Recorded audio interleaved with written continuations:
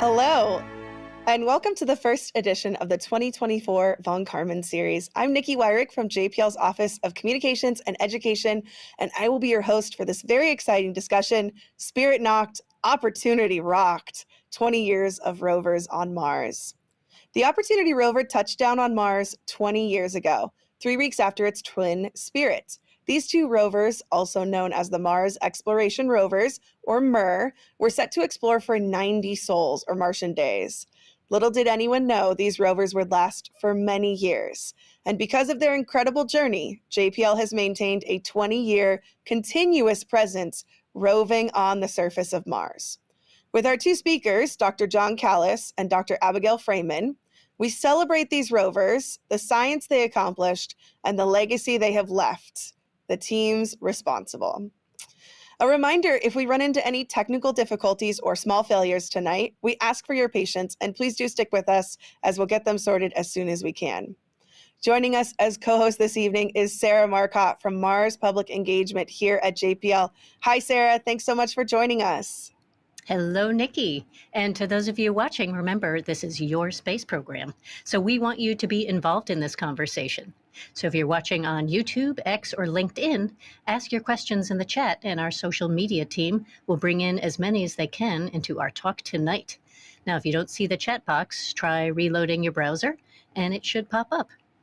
I did want to highlight something we have just released for this 20th anniversary of our twin trailblazing rovers. So we've released a poster that you can download for yourself at home.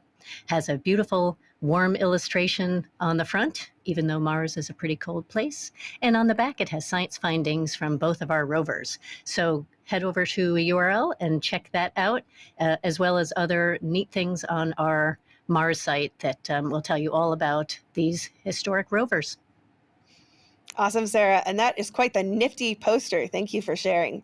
We will come back to you for a bit for those viewer questions. As you may have heard, audience, earlier today we announced another Martian milestone, the end of the Ingenuity Mars helicopter's mission as the first aerial explorer on the Red Planet. We'll drop a link in the chat where you can read all of the details on that news. And we also want to let you know if you have questions related to Ingenuity, you'll have an opportunity to ask them during our NASA Science Live next Wednesday, January 31st at 1 p.m. Pacific time on youtube.com/NASA. Now, let's hear about the rovers who helped pave the way for our current Martian explorers. Our first of two speakers for this discussion on the Mars Exploration Rovers, Dr. John Callas, is a physicist and manager for NASA's Fundamental Physics program. He started with the Mars Exploration Rover mission in July of 2000, first as the science manager, then later in the extended mission phase as deputy project manager, and then project manager until the mission's end in 2019. John, it is such a pleasure to have you with us. Thank you so much for joining us. Well, I'm delighted to be here and very excited to tell you the story. Awesome. So tell us the story. Why MER? Why did Mars Exploration Rover come to be? Okay, if I could have my first slide number 2, please. Mars has many mysteries. You know, it has strong similarities to Earth, but also strong differences. And what you see in this image here is a canyon system on Mars that was carved by water. But we have a problem. Today on Mars, there's no atmosphere, or very little atmosphere. So liquid water can't exist on the surface. It either has to be an ice or a vapor. And so how could this canyon system have formed? And the other thing is, canyons don't form overnight. They take millions of years to form. So this picture shows us that at one time, Mars had to have flowing liquid water on its surface for an extended period of time. So, well, when was that? And what happened to the water? Those are some of the really compelling questions. If I could have the next slide. So in 1997, we landed on Mars with an engineering demonstration mission called Mars Pathfinder. It was meant to prove out certain technologies that would enable us to explore the Red Planet. One of those was to deploy a small rover called Sojourner, which was about the size of a microwave oven. And you see that here in this picture. And what Sojourner illustrated is how powerful a remotely operated robotic roving vehicle could be for exploration. But the challenge for Sojourner is it was very small, because size does matter when it comes to a rover. A bigger rover can go farther and go over larger obstacles. And it also couldn't go much further from its lander that you see in this picture here. It was virtually tethered to the lander because it relied on the lander for communications. So we wanted to take the benefit of Mars Pathfinder and what we learned with Sojourner and put it into a more capable rover that could answer some of these questions. So if you go to the next slide, you see a picture of the Mars Exploration Rovers. I can't tell you whether this is Spirit or Opportunity because they're identical twins, but here the rover is being developed at our facility here at JPL in Pasadena, California. And you can see it's a much larger rover. You can see its size relative to the people in the image. And this rover carries everything it needs with it. So it's not dependent on a lander. You can see it's 6-wheel drive, it's solar powered. It really hasn't any consumables as long as it continues to get power. It has 9 cameras on board. Some of those cameras are on the top of that white mast you see there. And you can see the cameras are about the same height as a human's vision. So we have very much a human perspective on Mars. It also has a robotic arm with instruments on the end of it. So it is essentially a robotic field geologist. And so what we did with these rovers was classic field geology, although remotely through the eyes and ears of a rover on the surface of Mars. And so that's what brought MER into being. Now, John, MER was expected to last only 90 days. So what was the initial plan and how did it change once the mission was extended? Yeah, well, that was an evolving story. If I could have the next slide, please. Here's the picture, first color image taken by Spirit when it landed 20 years ago on Mars. And we thought we had 90 days to explore. And we didn't think we would go much further than, say, a couple of football fields from the landing site. But the science team was very excited because there were lots of rocks and there were lots of things to do within that short range. And see those hills in the distance? Those are a couple miles away, about 2.5 kilometers. And at the time we dreamt, oh, wouldn't it be great when a future mission is able to explore those hills? But wait, hold that thought. If I could have the next image, and here is Opportunity when it landed. It landed inside a small crater called Eagle Crater. And you can see the lander there in the middle, and you can see all the rover wheel tracks. But along the rim of the crater is exposed bedrock. And this was the aha moment for the mission because that bedrock held the clues about the ancient water on Mars. And so we made a discovery with Opportunity right away. But the 90 days came and went before we knew it. But the rovers are still going. If I could have the next image. These rovers are still capable. And it's like, well, what do we do next? And so one of the things we want to do was explore a bigger crater. This is Endeavour Crater, and we wanted to go down inside it, but we never designed the rovers to go down inside a crater. 90 days, all we could do was just stay close to the lander. But now we're into a totally different way of thinking about this mission. And so we didn't know whether we could go down into a crater. So if I could have the next slide, what did we do? Well, we went to the local home center, bought a whole bunch of lumber and patio paving stones and bags of sand, and we built a giant tilt table. And then we took our test rover and put it on this and demonstrated that we could not only safely go down into that crater, but we could come back out of the crater. And so that's what we did. If I have the next slide, please. Here's a false color image showing us driving down into that crater and sampling all the geological units as we went down in.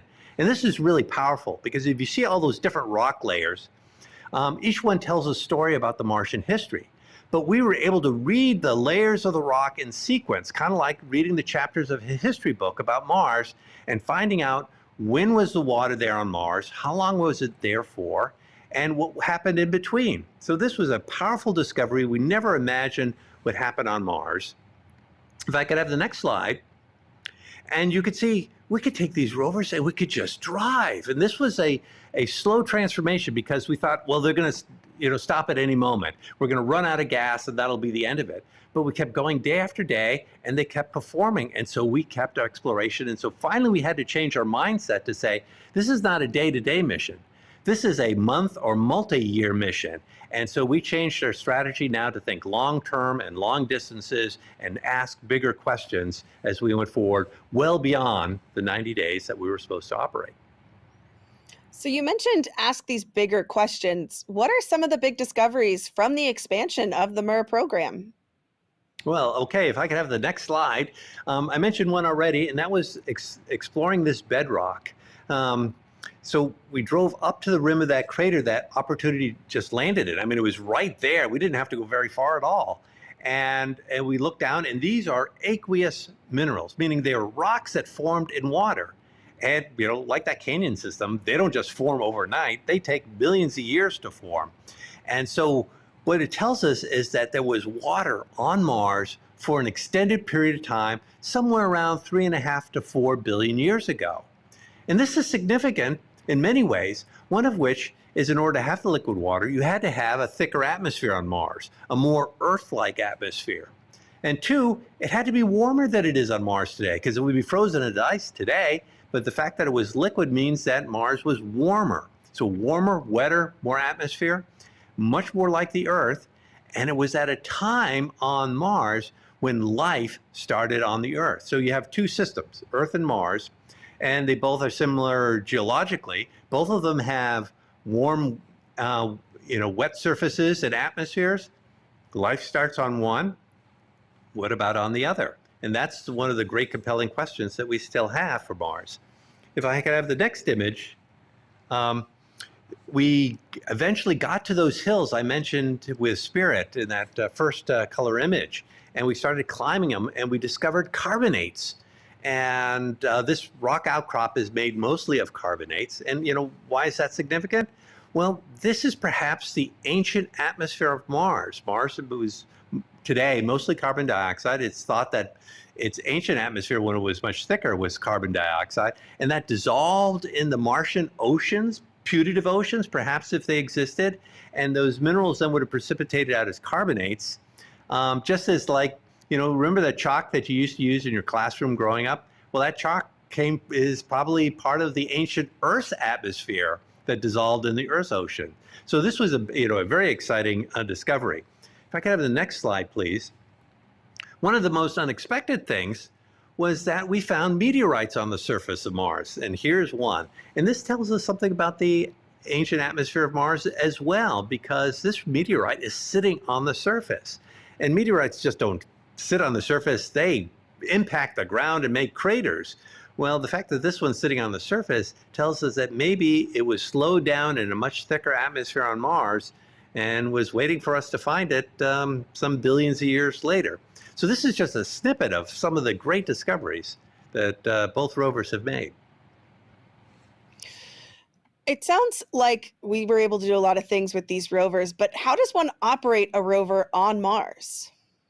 Oh, well, it's not easy. If I could have the next slide, please. Now, it's really hard to see in this picture, but that arrow points to a little blue dot. That's what the Earth looks like when viewed from the surface of Mars. So we're a long way away. So that means that radio signals, or even light, take anywhere between 5 minutes and 21 minutes to go from Earth to Mars, and then another 5 to 21 minutes to come back to Earth. So we can't control these rovers in real time. We didn't have a room full of teenagers with game consoles trying to drive the rover because we couldn't do it that way. Instead, we had to have the rover do things on its own. So if I could have the next slide, please. This picture illustrates some of the autonomy that the rovers have. So the way it would work is the rovers would sleep during the Martian night. So the Martian day is just a little bit longer than an Earth day, so it has a day-night cycle. The rovers sleep at night to save energy, and then in the morning when they'd wake up, we would send them a list of activities to do, not unlike your spouse leaving you a note in the morning of all the chores you need to do that day. And the rover would carry out those instructions autonomously on its own.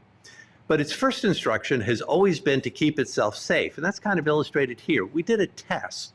We actually told the rover to drive towards and drive over that pile of rocks that you see there. But the rover was smart enough. Notice it stopped and it said, I ain't going to do that, and drove around the pile of rocks to get to its destination. So it used its own autonomous navigation to identify a hazard and then avoid that hazard to complete its objectives. So each day, the rover would be given these instructions, and it would carry them out and do it dutifully. If I could have the next slide, please. But, sometimes things happen that we don't expect, and sometimes problems happen that turn out to be great benefits. On Spirit, one of the wheels failed after a few years being on Mars, far exceeding its design. And we had to drive dragging that one wheel, kind of like those annoying grocery store carts where one of the wheels is jammed and you're trying to go down the aisleway and the grocery store cart keeps trying to twist. Well, we had that problem here, and it was dragging that wheel, and it uncovered some material that we wouldn't have seen because we would have driven right by it. That light tone material, as I think you'll hear a little later on, was a really significant discovery for the mission. So I'll leave that mystery out there for just a little bit. So that's some of the challenges we had operating the rovers on Mars. Well, I think you just hinted at a really important challenge, which is these rovers lasted much longer than expected, but they couldn't last forever, right, John? Yeah, okay. So, we designed them for 90 days. Hello, Opportunity lasted 14 and a half years. What's going on there? If I could have the next slide. So these rovers are solar powered. And what we thought would limit the life of the rovers dust would accumulate on the solar panels, choking off the energy, and the rover would die. And you can see here in this picture, this is what we call a deck pan. So the rover is doing kind of a sophisticated selfie. And you can see all the dust on the solar panels of Spirit. I could have the next slide. This is Opportunity with pristine, beautiful, clean solar panels. What we didn't expect, what we didn't think would happen, is wind would occasionally come along and blow the dust out of the solar panels, and suddenly we'd have a brand new rover, and that the energy levels will go back up and we could continue to explore. And importantly, we could get through the Martian winter, because not only is it darker and you have less energy, but you need more energy to stay warm. And so we were able to survive the winters. If I could have the next slide. And so because of that, we were able to drive and explore, and you could just see all the terrain and all the places where we were able to drive. Another great benefit we had is we had the finest rechargeable batteries in the solar system, because in order to operate, we use the solar panels to charge batteries, and then we draw energy from the batteries to operate the rover, and we had to have good, healthy batteries. But you know how, like, the cell phone battery that you have wears out after a while and it doesn't stay charged very long? Well, in this case, even after 14 years on Mars, Opportunity's battery still had well over 80% performance left in them. And so that was significant. If I could have the next slide, please. And because they lasted so long, we were able to make significant discoveries. And one of those was to literally go back in time by driving over a marathon's distance on Mars and getting to a place where we could also detect water, but a different state of water. And that's another mystery I'm going to leave a little later on for Abby to talk about. Forgot the next image, but we were able to take a selfie. And we used the camera on the end of the robotic arm, which wasn't designed for this, but we were able to figure out different ways to use the rover in innovative techniques. And we took our self-image, and this is on Sol 5000. So we've been on Mars for 5,000 Martian days. And this is 5,000 deep thermal cycles of going through warm days to bitter cold nights every single day. And the rover kept going, but eventually, if I could have the next slide, please. We got to a place where we thought we were about to make some really exciting discoveries, but things finally came to an end. If I could have the next slide. We encountered a global dust storm on Mars of historic proportions, of a size that had never been recorded for Mars. And what you see here is a series of images of the sun taken on successive days. And so in the first image, you see sort of a hazy, bright day on Mars, and each day gets darker and darker, and suddenly you see that there's no sunlight at all. And this eventually led to the end of Opportunity on the surface of Mars, that the planet itself took Mars away from us. And that's brought us to the conclusion of this very exciting mission. Oh, what a legacy these two rovers, the Mars Exploration Rovers, have left for us. John, tell us a little bit about that legacy. Oh gosh, it's hard to encapsulate the legacy. They're phenomenal scientific discoveries, and you'll hear more about that. But there are also these intangibles. If I can have the next slide, please. Um, this is sunset on Mars, and it's a poignant image because it shows the similarities between Earth and Mars, and yet the differences. On Earth we have blue skies and pink sunsets. On Mars we have pink skies and blue sunsets. And if you look, you'll notice that the sun looks really small in this image, and that's because Mars is further away from the sun than the Earth is. But you get a sense of being there, and that's what these rovers gave us, is that it made us all Martians because we went to work on Mars every day. Mars became familiar to us. And so when we say, our world, we really need to include not just the Earth, but also the surface of Mars in that expression, because it has expanded our human presence, if you will, beyond the Earth. And if I could have my final slide, which is another aspect of this. This is something that all of you can actually view online, and I believe they'll be posting a web link. This is Mars Now, and it shows the activity at Mars today. Because up until 20 years ago, we visited Mars on brief missions that, landed or flew by or went in orbit for a little while, and then, decades would go by before the next mission. And what Spirit and Opportunity gave us was a sustained exploration of Mars for the first time. We have been exploring Mars every single day for the last 20 years, and that is one of its truly significant contributions. And you can see today on Mars, there is literally a traffic jam of missions. We have rovers on the surface, we have Curiosity and Perseverance that are still going. We had lander missions like InSight and Mars Phoenix, and we have orbiters, Mars Odyssey, Mars Reconnaissance Orbiter, MAVEN, we have the European Trace Gas Orbiter.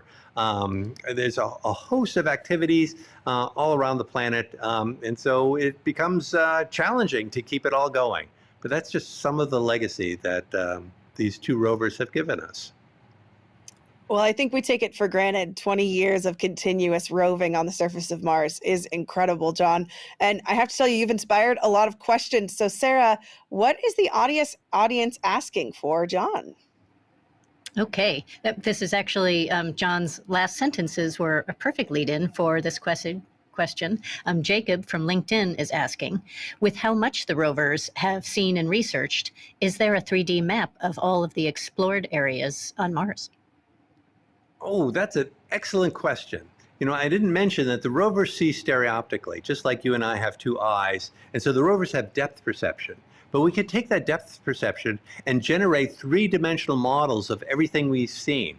And so, yes, we've taken all the imagery that we've collected that's stereo and generated these three-dimensional models. And so, so for the parts that Spirit and Opportunity have explored, we have 3D models of Mars.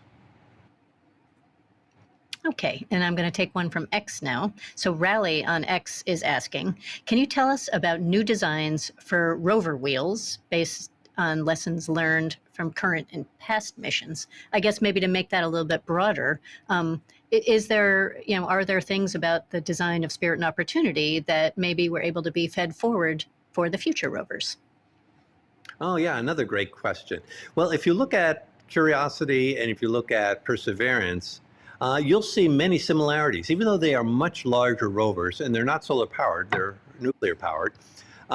You do see strong similarities in their mobility system. The 6-wheel drive rocker bogie suspension system with the Ackerman steering system that we've had from Pathfinder to Spirit and Opportunity and now Curiosity and Perseverance has demonstrated to be a very effective way to explore challenging and unknown terrain with the robotic wheeled vehicles. So they got it right from the beginning.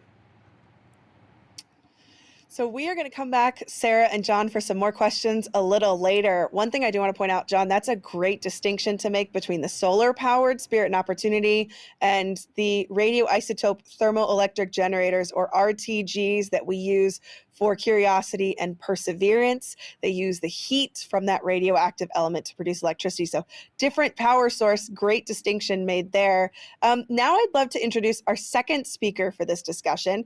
Dr. Abigail Fraeman is a planetary scientist and deputy project scientist of the Curiosity Mars rover. She was involved in the Mars Exploration Rover mission in various roles, starting as an undergraduate summer intern in 2006. In 2010, she joined the science operations team as a graduate student and later served as the mission's deputy project scientist from 2016 through the mission's end in 2019. Abby, it is great to have you here. Thank you so much for joining us. Oh, I am so thrilled to be here. Thank you so much. So I know you've worked with John in the past and you work with him regularly. I know he mentioned some of the major findings of MER, but what were some of those major scientific findings and what was their impact on our broader understanding of Mars as a whole? Yeah, so I'd love to do my best to summarize the great science that Spirit and Opportunity achieved in, 2 minutes. So we'll see how much I can do. But as John mentioned, the main reason Spirit and Opportunity were sent to Mars was to try to answer this question: did Mars ever have liquid water? And if so, what was it like? And this is important because it tells us about the past history of Mars, but also whether or not it could have maybe been a place that life existed. Water is one of the ingredients that we know life needs. So if we could pull up my first graphic here, this is sort of a cartoon summary of the environments that Opportunity explored. And I'm going to start with Opportunity because she was the first of the two rovers to find evidence of liquid water. And it was in that bedrock, in that crater that she landed in that John showed. And it turned out, as we drove all around the area looking in and out of craters, what we found was rock that had formed that was first wind-blown sand, but it had been cemented when there was groundwater that had risen up and turned that sand into rock. And by looking at the composition of the rock, we could tell that that groundwater was very acidic and very salty. As we drove on about 6 years into the mission, Opportunity reached the rim of Endeavour crater, a big impact crater, and got to look at much older rocks that were poking up through those younger deposits. And one of the first things we found at Endeavour was this really striking feature called the Homestake vein that was made of a salty mineral called gypsum. And so this told us that there was another environment that had once had water that flowed underground through fractures and caused these minerals to precipitate. Further, as we explored the rim of Endeavour, we found these kind of rocks. These are actually some of the oldest rocks that we've ever seen on the surface of Mars. And what we found were these rocks were enriched in clay minerals, which are also kinds of rocks that only form when you have water. But in this case, the water would probably be pretty neutral, water you might like to drink. And so this was yet another instance where Mars had liquid water, but this was a very different kind of water than these other environments that Opportunity had looked at. Now, let's not forget about Spirit. We'll go to my next slide. Here's a cartoon of where Spirit landed. When Spirit first landed, she landed in a field of these volcanic rocks that showed no evidence of liquid water. But as she drove on to those hills that were far off into the distance that John showed, they're called the Columbia Hills, Spirit found the first evidence of liquid water at her landing site. And that was this carbonate mineral that John mentioned. This forms in these kind of neutral, drinkable pH water, and it was associated with a very, very old rock. As Spirit drove down off the Columbia Hills into an area known as Home Plate and started dragging her wheel, she discovered something even more amazing, and it were more kinds of minerals that form in water. And in particular, the kinds of environments that Spirit discovered around Home Plate were environments that form when you have a lot of hot water, probably associated with volcanoes, hot springs, and fumaroles. And so this was a younger episode of water and a very different kind of environment. And even at the end of mission, Spirit got embedded into the soil. We were still able to use her robotic arm to look at the composition of the soil. And what we found was a whole bunch of different salts in there that were arranged in the order we would expect them to be if they kind of precipitated from water, very thin films of water that trickled down through that soil in the modern environment. So this was yet another example of water that was one of the most recent examples of water we'd seen on the planet. So putting this all together, this is telling us a story, if we'll go to my next slide, of this really complex and dynamic planet that was Mars, that not only had liquid water, but had liquid water in many different environments through many different periods in its history. And this, of course, leads to all sorts of interesting questions. Why did those environments no longer exist? And what if we found so many different environments on just these 2 landing sites? What more is down there that we haven't seen? And I think most intriguingly, were any of these environments habitable? I mentioned water was one of the ingredients we know life needs, but it also needs things like organic molecules, carbon-containing molecules, sources of energy, really long-lived environments. And so to answer this question that was brought up by the findings of Spirit and Opportunity, if we'll go to the next slide, this directly led to our next rover, the Curiosity rover. And here's a rover family portrait, starting with that microwave-sized Sojourner that John mentioned, our first technology demo, to the Spirit and Opportunity-sized rover, all the way to the sizes of the rover that we've sent to Mars recently, Curiosity and later Perseverance.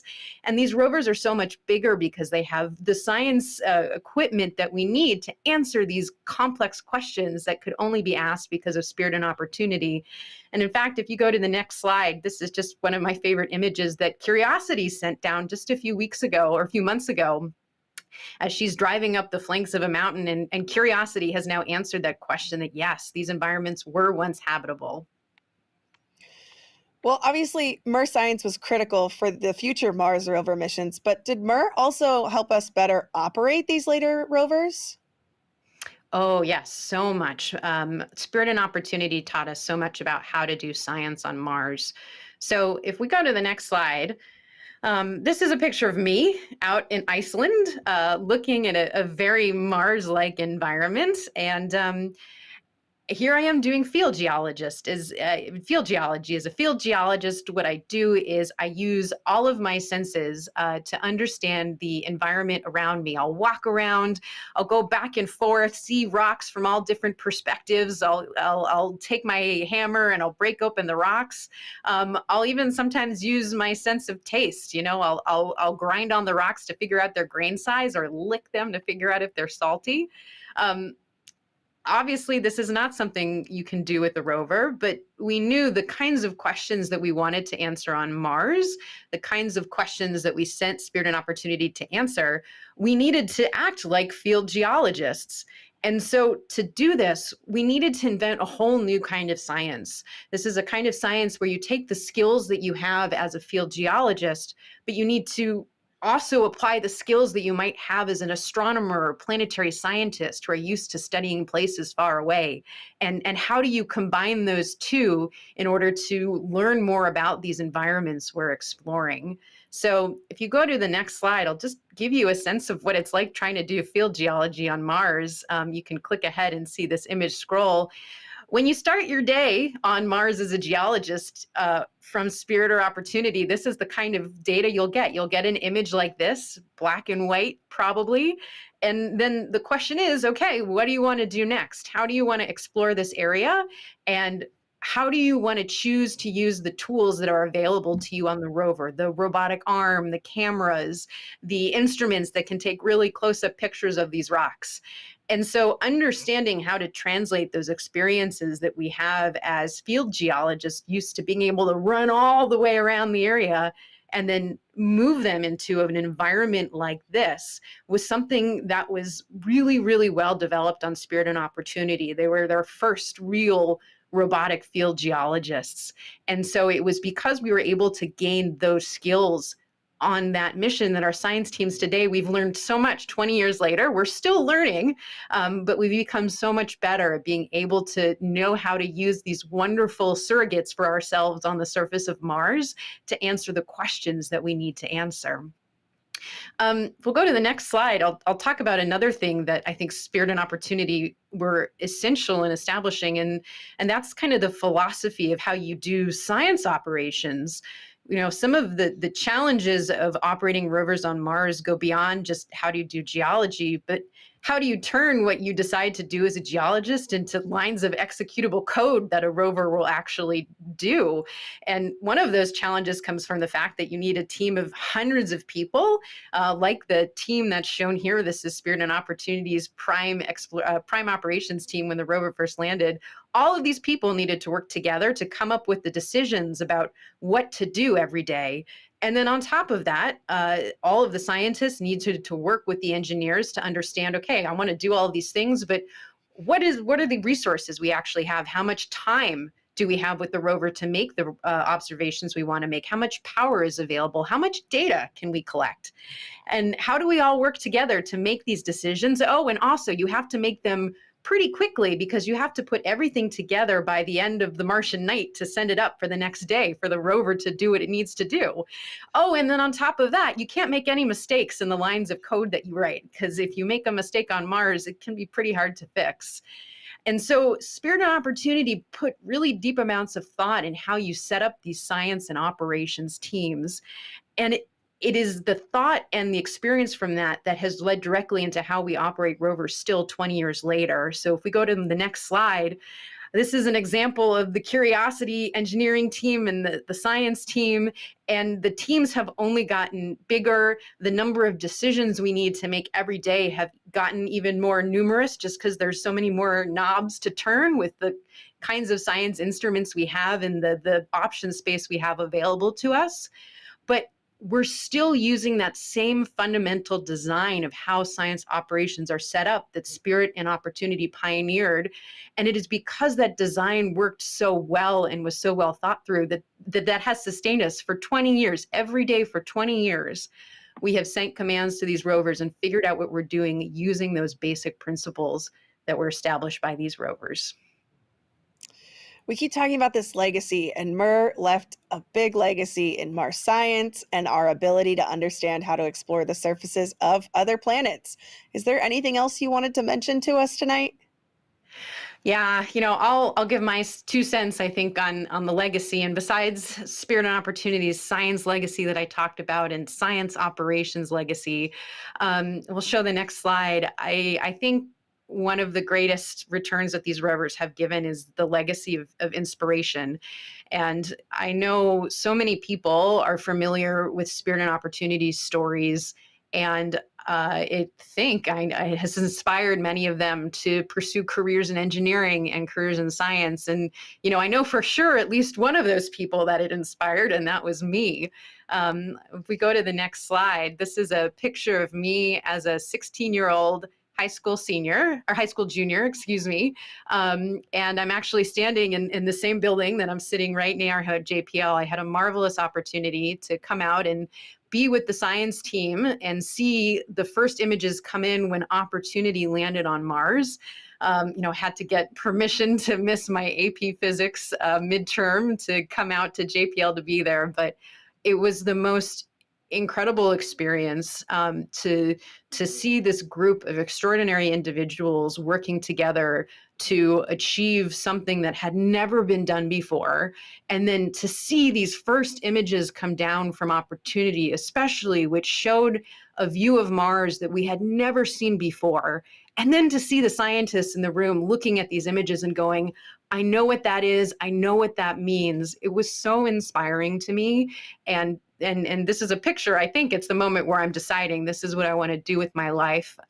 Maybe someday, if I'm lucky enough, I'll be able to work on a mission like Spirit and Opportunity. And can you believe, Spirit and Opportunity worked so well that not only did I get to work on a mission like Opportunity, I actually got to work on Opportunity. And that was just so incredible. But if we can go to the next slide, something I think Spirit and Opportunity have helped me to do, and hopefully many, many others, is to think about, well, what's next? If we can build these incredible rovers that can do so much science and so much exploration on the surface of Mars, what else is possible? and we can start to dream about what the future might hold as we continue this golden era of exploration of the Martian surface. And who knows what we'll be able to come up with. Here's a vision that we might see sending helicopters like Ingenuity or bigger than Ingenuity to explore places like the Grand Canyon of Mars, called Valles Marineris, to read into some of its deepest history, or sending crazy drills to go to the Martian poles to look at its history. What can we dream and believe that is possible, seeing what was achieved with Spirit and Opportunity? So I'll just leave you on this last slide. It's one of my favorite images. This was taken from the hazard avoidance cameras that we have under the bellies of both Spirit and Opportunity. And I think I like it because it shows the perspective of the rover. In the scheme of things, Spirit and Opportunity are mid-sized rovers, small rovers, compared to what we have now with Curiosity and Perseverance. But here they look like giants with this view. And I like to think there's the phrase standing on the shoulder of giants. But I like to think that all of the Mars exploration that we're doing now and the Mars exploration that is to come really are standing on the shoulders of these giant rovers. And I'm so proud to have been a part of them as a mission, and I'm so excited to see what's next. That is so inspirational, and thank you for sharing your personal story. Sarah, I know the audience is asking some questions for Abby, so let's throw a few her way. What are they asking? Sounds good to me. There are some questions. I have a few questions about water. So I'm going to start with I'll start with this one. I can't decide. It's just a wealth of watery questions. So this person on YouTube is off time stop on YouTube, says, I saw an atmospheric escape chart, so this person who follows these things closely, that said Mars's atmosphere can't hold water vapor. But I'm wondering, so how Mars was able to hold onto its water if there was, sort of a chart showing that the water went away? Sure. Great question. So I think what you may be thinking of is Mars's atmosphere right now. It is so thin that you can't have liquid water that persists on the surface. Mars is simultaneously cold enough that water would freeze right away, but also the atmosphere is thin enough that it would sublimate right away, would turn into a gas and escape. We do know that there is some water vapor, gas, that is in the Martian atmosphere today. In fact, sometimes we even see clouds forming in the sky that are either made of carbon dioxide or some are made of water, just like Earth. But we do think that Mars's atmosphere billions of years ago probably was a lot thicker. And it was because of that at least some period in Mars's history could be a lot warmer. And over the course of time, Mars's atmosphere has slowly escaped. We're still studying why and how that process works. And I think when we can understand that, that's going to be a big help in understanding the question that I'm fascinated by, which is, why did Mars turn from a habitable world into this dry desert that it is today? Okay. And now we have one from Michael on LinkedIn. Said, how far have we been able to dig into the surface of Mars to see what's under the surface? Oh, good question, Michael. And the answer so far, at least with our rovers, is not that deep. Curiosity and Perseverance both have tools, a drill on Curiosity and a coring device on Perseverance that can get into the rocks, but they only go 4 or 5 centimeters into the surface. We've used the rover's wheels to be able to dig below the soil a little bit, kind of make these trenches. I showed a picture of one of them that showed where the salts were, and John showed a picture of one of those inadvertent trenches that Spirit made, dragging its broken wheel behind. But the best way that we have right now to look into the underground of Mars is actually using craters. They're kind of nature's drills, big impacts. When an asteroid hits the surface of the planet, it blows stuff into out of the ground, and then we can see what's under there. And Opportunity actually used these craters for a lot of her exploration to get deeper into the sedimentary section to see those older rocks, to understand the history. Okay. So, Sarah, they've been asking a ton of questions out there. Keep rolling with the questions for both of our Keep speakers. rolling with it. Okay. So this is kind of the juicy one. So this one I'm going to direct to John.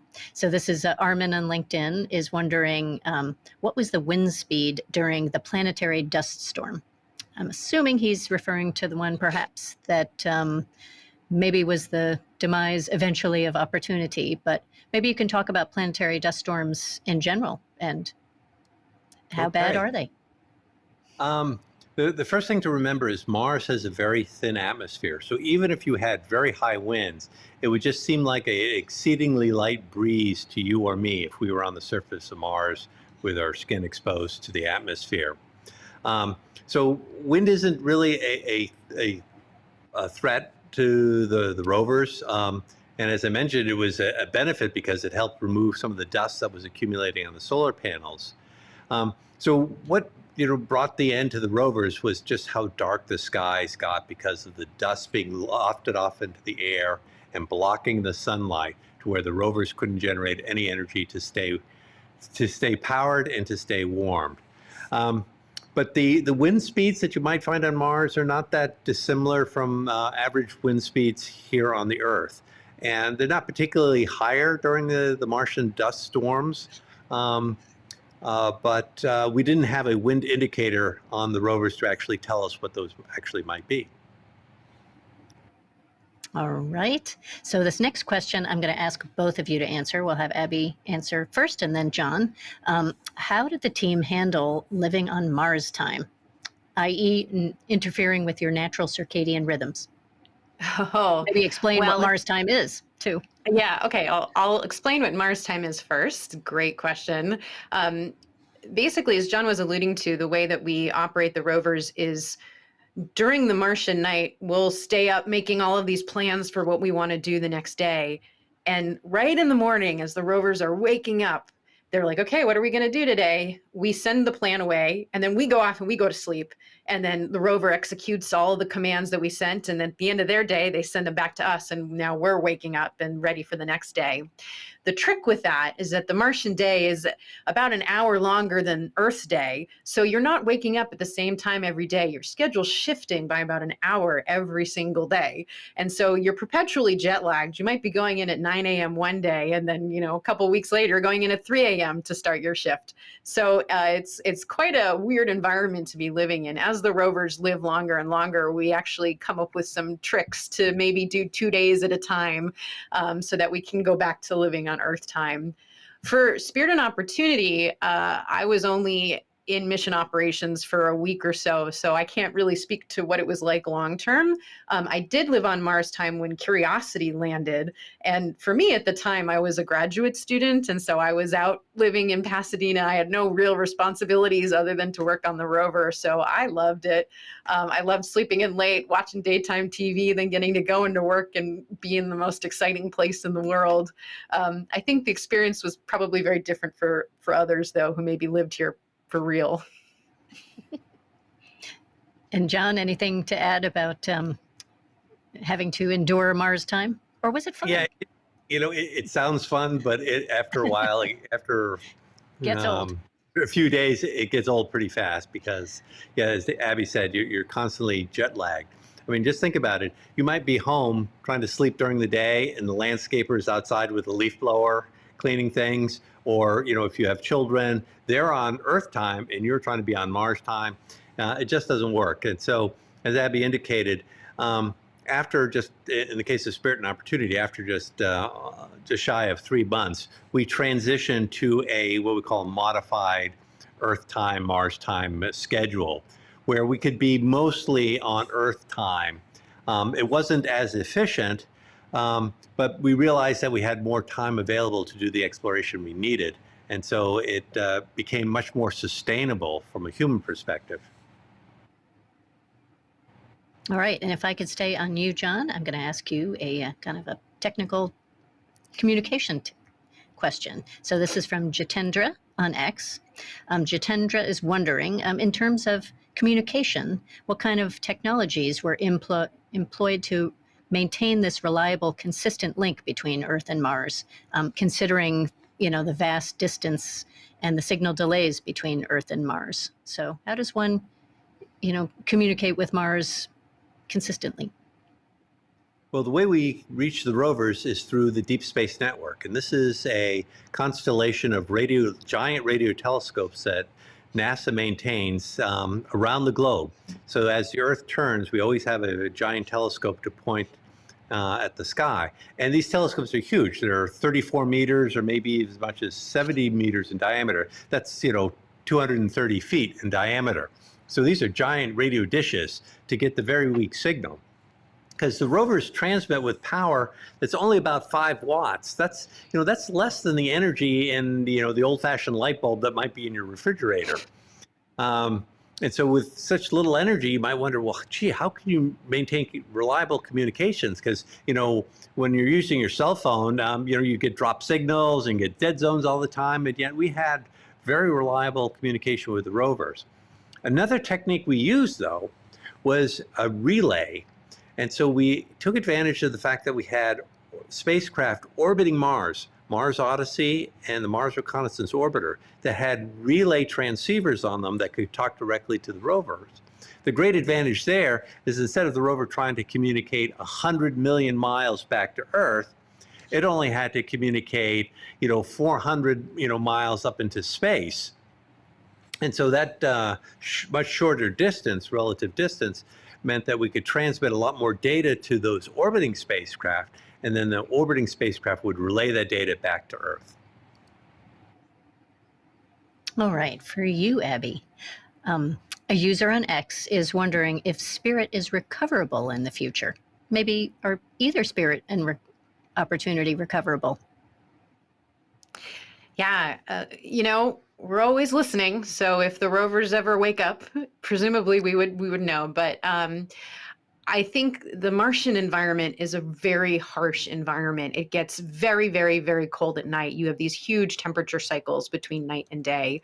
And Spirit and Opportunity have now been sitting on the Martian surface for so long without us taking care of them, keeping them warm, making sure their temperatures stay within the limits that they were designed to be.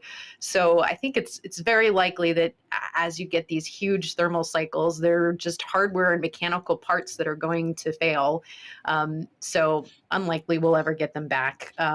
Maybe if they're humans that visit Mars one day and visit the sites that Spirit and Opportunity landed at, they'll be able to take a look, see what's happening, maybe fix them up. But in general, I think they're in their final resting places and they're where they're going to be for millennia.